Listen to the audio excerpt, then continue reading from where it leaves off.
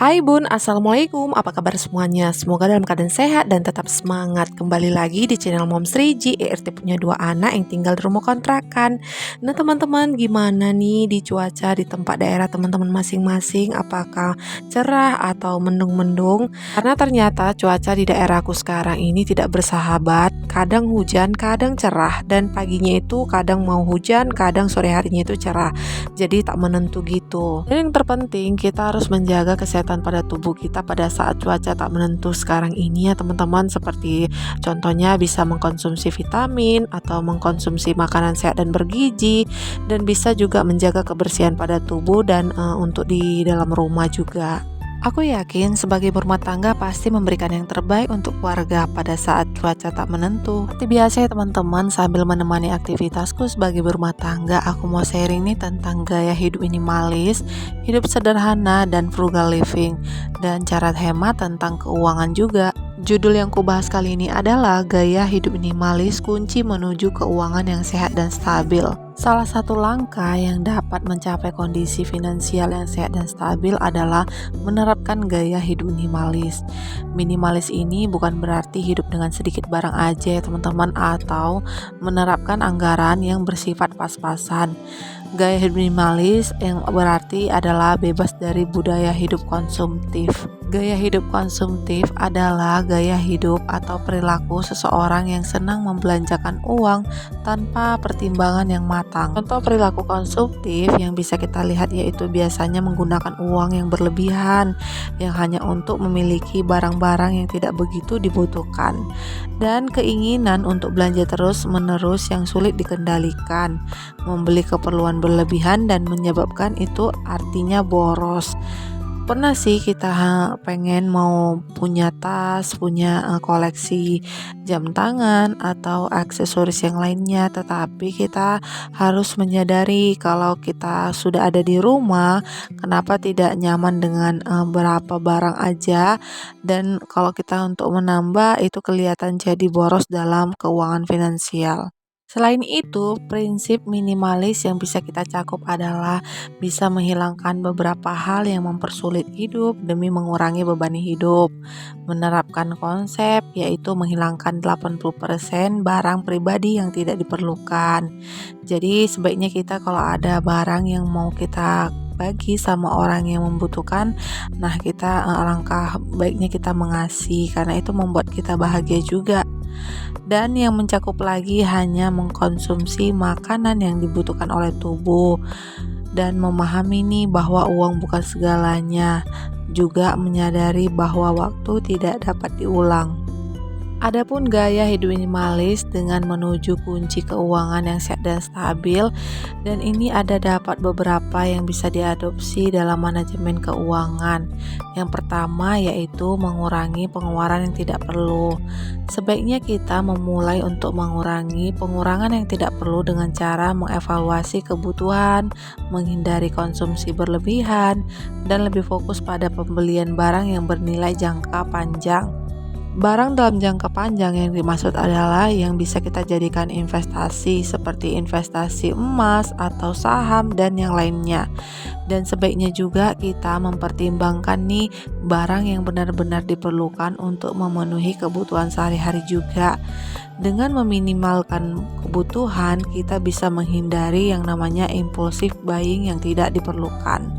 Arti dari impulsif buying yaitu adalah suatu perilaku atau kebiasaan membeli barang tanpa direncanakan dan cenderung nih tidak dibutuhkan dan tidak memiliki manfaat tertentu. Mungkin pernah tergoda dengan untuk membeli barang berdasarkan tren nih atau iklan, dan sebaiknya kita fokus pada barang yang dibutuhkan dan pikirkan kembali sebelum membeli barang-barang tersebut.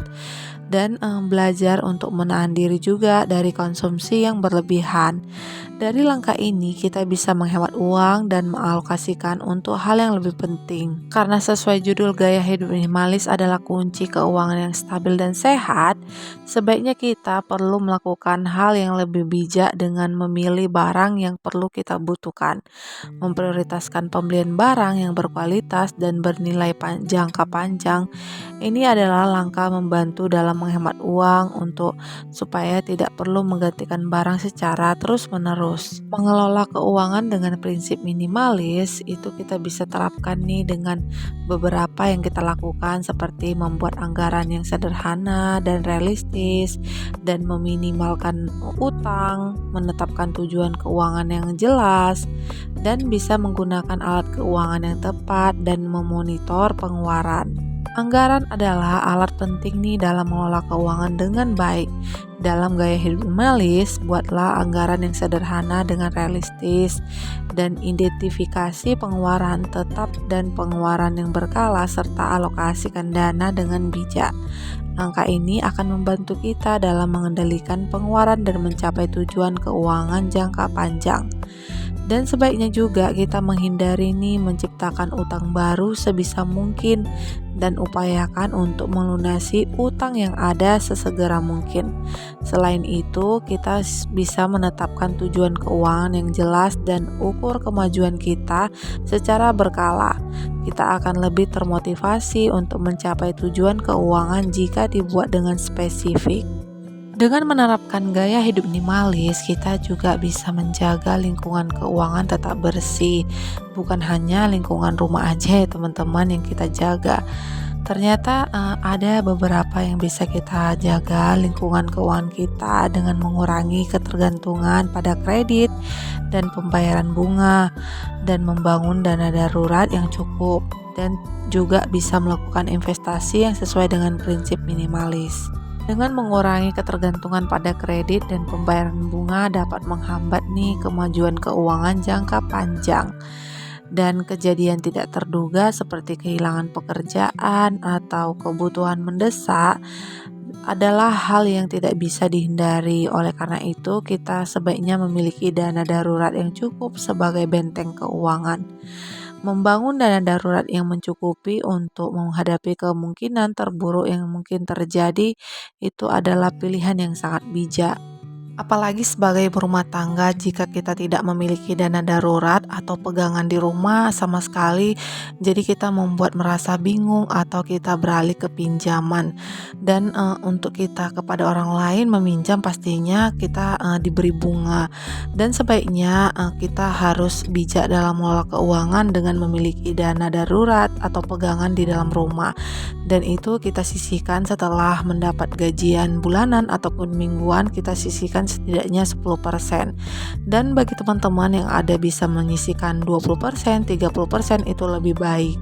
Setelah kita menerapkan gaya hidup minimalis dalam kehidupan sehari-hari, itu bukan hanya dalam keuangan saja yang bisa kita manfaatkan. Dalam kehidupan sehari-hari, contoh yang bisa kita dapat lakukan yaitu bisa menghilangkan barang-barang yang tidak dibutuhkan, atau menerapkan prinsip satu masuk atau satu keluar dalam membeli barang.